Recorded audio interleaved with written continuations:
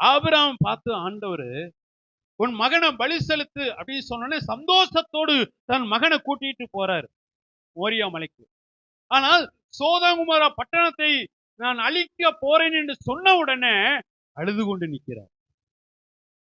தன் மகனே பலி செலுத்துன்னு சொன்ன உடனே சந்தோஷத்தோடு இந்த ஈசாக்கை கூட்டிக் கொண்டு மோரியா மலைக்கு போகிறார். ஆனால் சோதோம் பட்டணத்தை நான் அழிக்க போகிறேன் என்று சொன்ன உடனே இந்த ஆபிரகாம் கர்த்தருக்கு முன்பாக அழுது கொண்டிருந்தார்.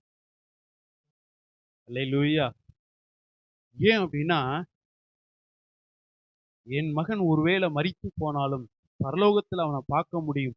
ஆனால் இந்த பட்டணத்தில் இருக்கக்கூடிய ஜனங்கள் பாவிகள், இவர்கள் அழிந்து விட்டால் இந்த பரலோகத்துல பார்க்க முடியாதே, பார்க்க முடியாதே, இந்த மக்கள் பரலோகத்துக்கு வர முடியாதே, ஆண்டவரே என்று சொல்லி அவருடைய பாதத்தை பிடித்து கெஞ்சினார்.